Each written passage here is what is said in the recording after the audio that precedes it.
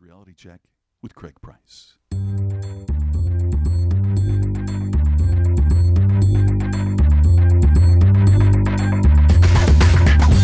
I'm an idiot. 4 minutes in and I'm already wrong. I'm like a monkey. Hello, look at me. Craig, shut up. Hey, I need you guys to do these things. You're like a beautiful mind. I'm more like Forrest Gump. So it's Reality Check with Craig Price. I am Craig Price. This week, Marnie Green stops in to talk about painless performance conversations. Welcome back to the podcast. If you're a first-time listener, welcome to the podcast. I'm suffering a little bit from an allergy attack, so I'm kind of loopy on drugs, and I'll make this as brief as possible because nobody likes to talk to an employee about performance issues. It's awkward. You don't want to be the bad guy. You don't want to hurt anybody's feelings. You don't know what to say or how to say it without being a jerk. It's uncomfortable. So our guest today has written a book on how to have those conversations without all that guilt and icky feelings for doing what you're supposed to, but yet making people feel bad. It's what you do. Actually, Marnie can explain this better than I can. She's more lucid. I'm on drugs. I'm going to go take some pills while you listen to Marnie Green.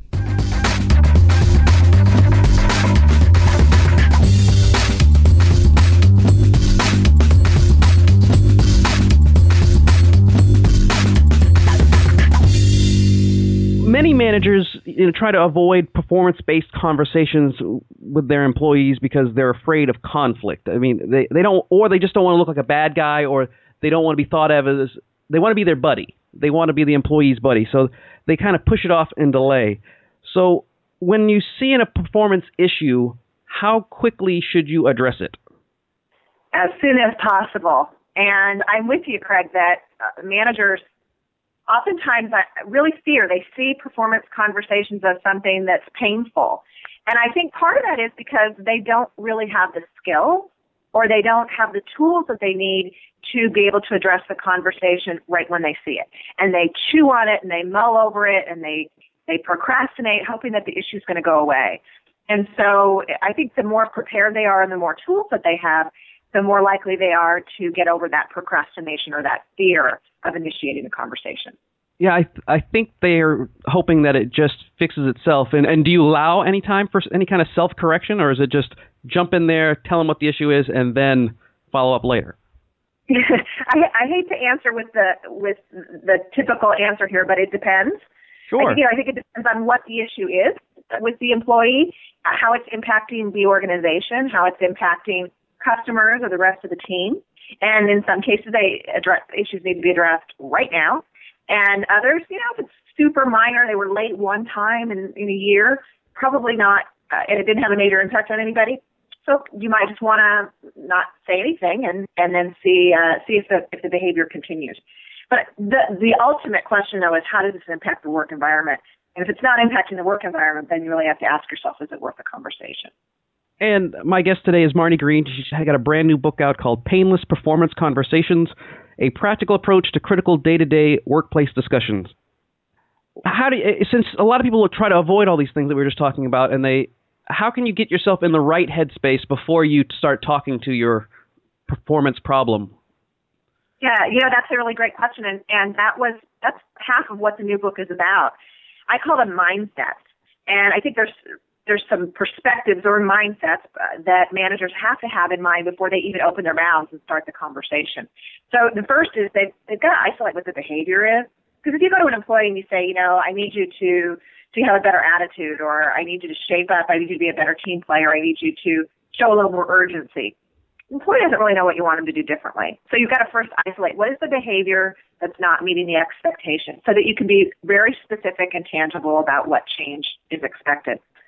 The second mindset, go ahead. No, I was going to say attitude can change from moment to moment because that's a variable. I mean, you tell them, cheer up, and they get a phone call that one of their parents has died, their attitude changes drastically. Or just the fact that you talk to them in a certain way at a certain time can change their attitude. So behavior is something that's underlying, you're saying. It's kind of a baseline.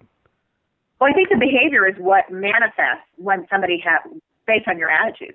So if you have a positive attitude or you have an enthusiastic attitude about your job, your behaviors will show that. You'll smile, you'll work a little bit faster, you'll speak up and make suggestions for changes. If you've got an attitude that is not so positive, it's probably going to show up in your behaviors as well. in terms of how quickly you are resolving issues or quick to resolve customer concerns or even just to help a teammate. So it's the physical behavior that we can observe that's easier to help an employee understand than it would be the attitude. The attitude's not tangible. Right. So you want to get the right behavior, and then you address the behavior, and then what other? You said you had 3 others. Yeah. So the next one then is to eliminate the judgment. I think a lot of managers go into conversations, and I coach with these managers all the time, where they enter the conversation already having made up their mind about what the employee thinks, what the employee, why the employee behaved the way they did, and how they think the employee should solve the problem. In fact, the manager would just as soon solve the problem for the employee.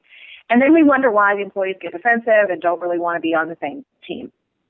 So the second mindset is to eliminate the judgment and just focus on the facts or the evidence. Go ahead. Well, I was going to say that a lot of times that they already have gone through the entire conversation in their heads of what's going to happen. Like, I'm going to say this, they're going to say that, and then I'm going to counter with this, and then they're going to say something stupid, and I'm going to come up with this great point, and that's going to shut everything up and fix it. Exactly. And then they wonder why employees are not bought into, the workplace or why they're not enthusiastic about the solutions that are being proposed. So it's really about engaging the employee and create the first 2 mindsets that are about creating an environment where the employee feels like they can play an equal role, where they actually have space in the conversation. That's actually the third mindset has to do with inquiry, and the mindset is to inquire with purpose. So I always like to help managers think your job is not to solve the issues for the employees. It's not even to come up with the solutions. Your job is to frame what the issue is and be clear about your expectations, and then help the employee get to come to their own conclusions about what needs to change. Then you have the buy-in. And so the questioning skills are critical, and the mindset has to be that I'm curious about how this employee sees this issue, rather than coming in with a solution in mind already. So how do you start a conversation, which is basically, even if you boil it down in their mind, it's going to be a criticism, even though it's a constructive criticism or a valuable comment. How do you start that conversation without sparking off their defensiveness? Right. It's about sticking to those facts, to the behaviors, and comparing that to the expectation. So it might be something like, Craig, I noticed that today during the staff meeting, you didn't speak up and you were on your phone the entire time. You were disengaged. And we value teamwork around here, and I'm wondering what's going on. And then wait for the employee to give you their perspective. Well, I was actually doing other things I was prioritizing. Really, I'm surprised because there were some times during the meeting where I know that you had input that you could have shared, and you didn't even look up and engage with your coworkers, and the coworkers really value what you have to say. So I'm just curious, what was going on in your mind during the meeting? And then the conversation would go on from there. Now, you may have an employee who doesn't want to play, and eventually you just say, well, here's my expectation, and I really hope you'll speak up the next time. But oftentimes the employees then, if you give them enough space in the conversation, they're going to disclose something that you can then build upon. Well, and how can you relay expectations without coming across as an idiot? Because sometimes expectations, you need to lay the groundwork down, but if you give them too much detail, it can come down as condescending scolding, like I need you to do this in this way because, and then all of a sudden you sound like a moron, or you give them vague instructions that they can't possibly correct. So how can you set expectations properly without getting yourself into that condescending too much or vague not enough? Right. And I think it's usually one or the other. So it starts very early in the relationship between the supervisor and the employee. So I actually have 2 chapters in the book that are devoted to establishing your expectations and conveying your expectations. And I've got a whole bunch of tools in there about creating a clear picture about what you as a supervisor represent. So I think it's really unfair to never share what you expect and then come down on an employee because they haven't met your expectations. That's just a gotcha, and you're not going to create a productive work environment where people feel like they're always on guard. We'll share a couple of those tools. Well, I'll tell you, one of them actually came from an experience that I had early in my career where I was a brand new employee, and my manager sat me down within the first 5-10 minutes of the job and had a list of expectations. I mean, he had it written down. And they were very, very simple things. They had to do with what really, it wasn't an all-encompassing list. It wasn't policies. It wasn't even measurable goals. It was just like the 5 things that he thought were important for professionalism and success in the office. In fact, that's how he started the conversation. He started the conversation like this. Marnie, my job here as your manager is to help you be wildly successful. And for you to be wildly successful, you got to understand my expectations. And I've worked here long enough to understand that there's a couple things that will really make a difference. And then that's what he had on the list.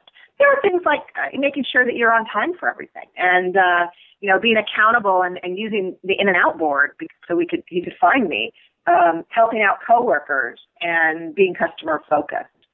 But it was really a strong message right up front.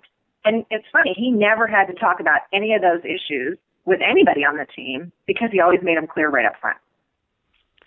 So how can you deal with some of these issues that can be a little more awkward? Because obviously expectations of the workplace, you need to be professional, you need to be on time.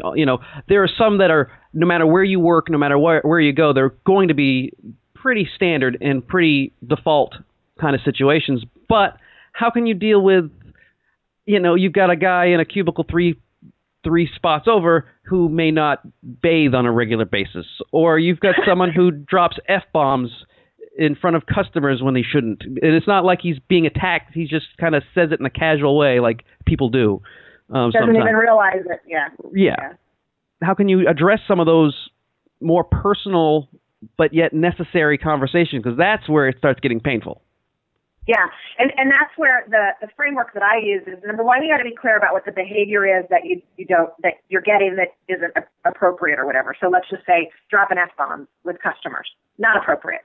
But then you got to be able to frame that into what would you rather see.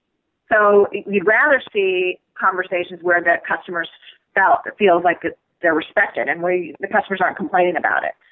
But then the real hook is, how does that impact the work environment? Because if you say, I don't want you to drop any F-bombs in the course of your work with me because I don't like it, that's kind of hard to convince. But if I can say to you, Craig, when you drop an F-bomb, it makes the customer, I have customers then call and complain about it. And when customers call and complain about it, it means I can't send you their work anymore, or we lose customers. So there's got to be some impact, or that it's hard to justify that you should even that your request for a change is valid. Yeah, well, the F-bomb one's pretty cut and dry. You're not supposed to say that in general.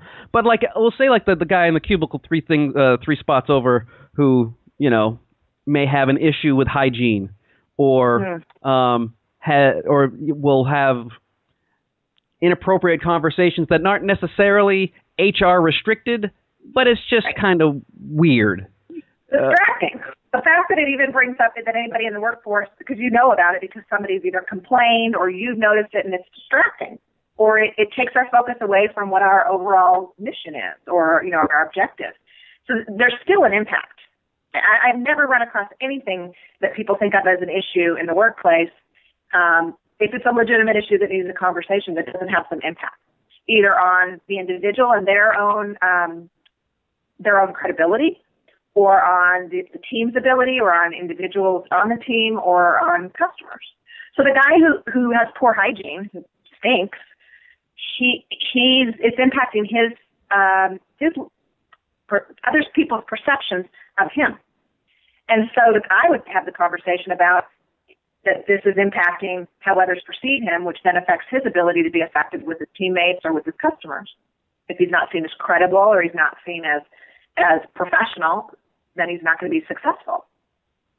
Well, and I've in the past either was a fantastic manager or the world's worst manager, because I would either do something, I try to do things a little proactively, instead of waiting for a complaint, being aware of what was going on and addressing it that way. But I would only go to the legitimate ones. How do you, and I also you have to know your people, but how do you deal with someone who reacts badly to your, I go to that guy and say, look, this is a distraction that's causing a problem, and then he goes off.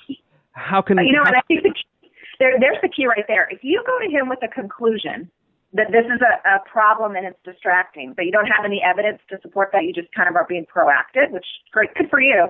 But if there's nothing to back that up, evidence, then he's going to say, what do you mean? Prove it to me. But if I can say, I've had 2 people in the office come to me in the last 3 days and said that there's a distinct odor coming from your cubicle, and it's really caused them to think twice, then this is a concern to me. And I think the other thing we have to do is agree that we could explore that, but the key to it is to get the other person to agree that they want to be seen as credible, or that they want to be seen as professional, or that they want to be successful. So it may not be, I don't need them to agree that they stink or not. That's not the issue. Yeah. But the issue is, you want to be seen as a professional, right, Craig? I know, or can we agree that your credibility is essential to your success as a salesperson here? And if the person, all I need to do is get a yes to something, now we have a common ground that we can build upon. But if I'm debating the facts, whether he stinks or he doesn't, or whether whatever, or I think it might be a problem for me in the future, or it's not, but I don't have any legitimate, concrete something to go on, like a couple complaints, then it's a little harder to go with. Now, and you've done a lot of research on this, and you've got a lot of great examples in the book. What are 1 or 2 of the most common painful conversations that people have, and how can we navigate those in particular?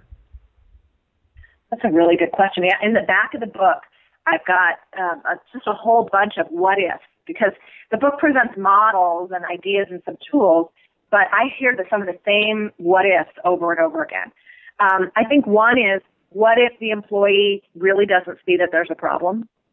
And, convincing them there's a problem, which is almost it's a impossible task to try to convince somebody else of something unless you have that tangible data.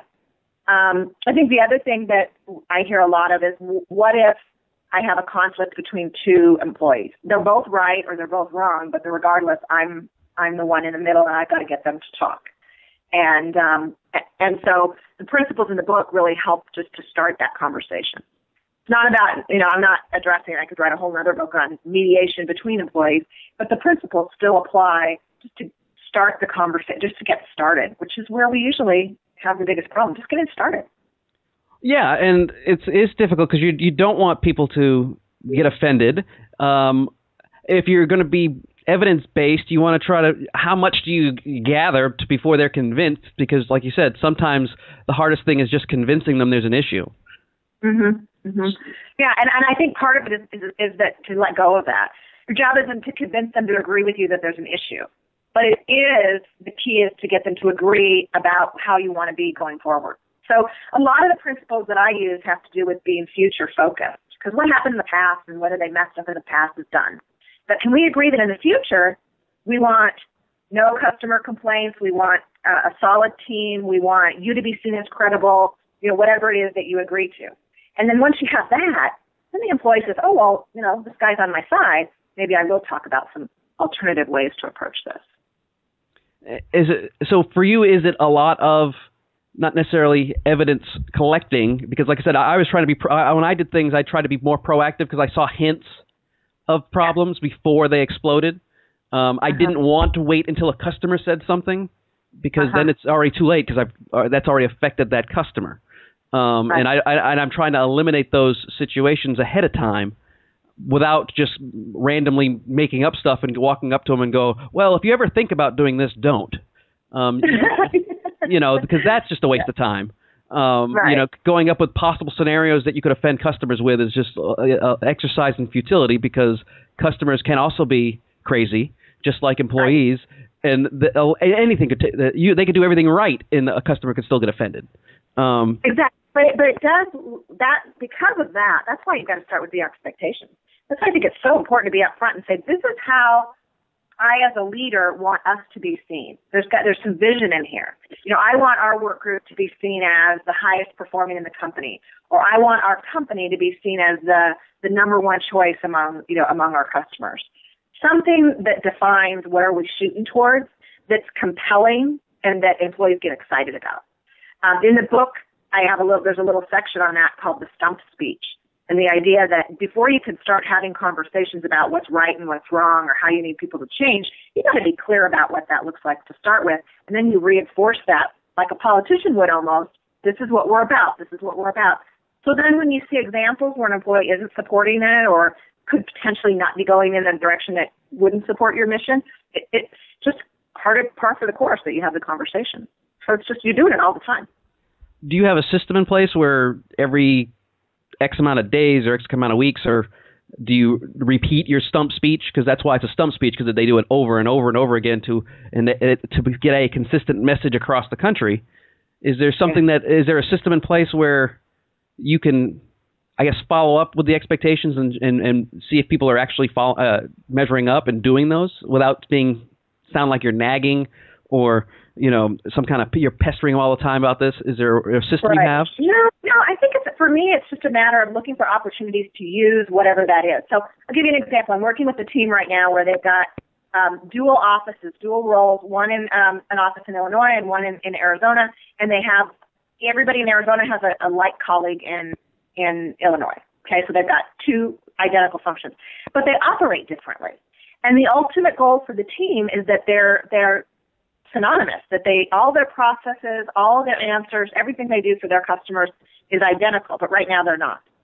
So they've got a kind of a concept, I guess, that the managers are really pushing, that they call the team of 30. It's not 15 in one and 15 in another, it's the team of 30. And so every time they talk about their process, their functions, their, all their rules and their steps and exactly their customer experience, they talk about it from the perspective of the team of 30. You're part of the whole thing, not just your geographic location. So to me, that's part of the stump speech. Every time they get a chance, they use that term. And even with me in the call I had with them the other day, I bet they said that 20 times. It's just what the managers are, that's their vision. Now, have you found that different generations accept different information? Because I say this because, a lot of young workers are not used to any type of criticisms, let's say, even though it's not criticism, it's critiquing of their performance. They're used to being told how great they are constantly, regardless of how great they are. So when you broach the subject of, hey, you're doing this not necessarily the best way we want, or you're doing this incorrectly, we would love you to do it this way, they can get a little offended. But also you have people who love to be taken by the hand and spoon-fed the entire way. I think it goes back to that, what I keep hearing in my mind, what that first manager that I had said to me. My job here is to help you be wildly successful. So if the employee knows that your motivation for bringing up giving any kind of performance feedback is to help rather than to punish in any way, I think then you create an environment, it's a culture where people are open to feedback. So if I do it every day, and I do with my staff, every day, let's talk about how could we have done this better, how are you going to do it differently next time, it changes the nature of the conversation. So when you do have to talk about something that didn't go well or somebody who really isn't meeting expectations, it's just another conversation that you're having. Now, do you try to have little tiny conversations with everybody whenever you can, or do you have team meetings? Absolutely. All the time. I mean, for me and my staff, we are all remote. So a lot of it is we do through email. But if I see anything where I've got to maybe do a little tweak or a little correction, I pick up the phone immediately. And we have regular meetings, face-to-face meetings every week or two.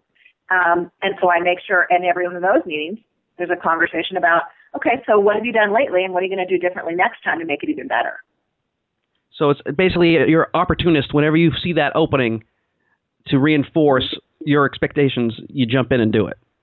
Continuous, because if you're not focusing on continuous improvement with your staff and with your work group, then you're always going to be behind the eight ball. You're always going to be reacting, which is what causes people to get defensive. But if you're always up front and say, hey, I can see this is where I want to take it, and I can see one or two things that you might be able to do to help us get there, then they're on board.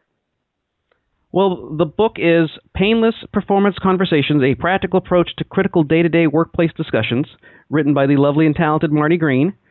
Marnie, if someone wants to hire you, either as a consultant or as a keynoter, to come in and talk to their company, their association, who should they talk to and where can they find you? They can find me online at managementEducationGroup.com. I also have a Facebook page, and I'm on Twitter at Marnie Green. Well, I hope this was a painless conversation. Absolutely. Likewise. I certainly appreciate the time, and will I see you at National this year? Yes. Yes. In fact, if all goes well, I will be on the stage receiving my CSP medal. Great. Well, congratulations in advance, and I look forward to seeing you in Philadelphia. All right. Thanks, Craig.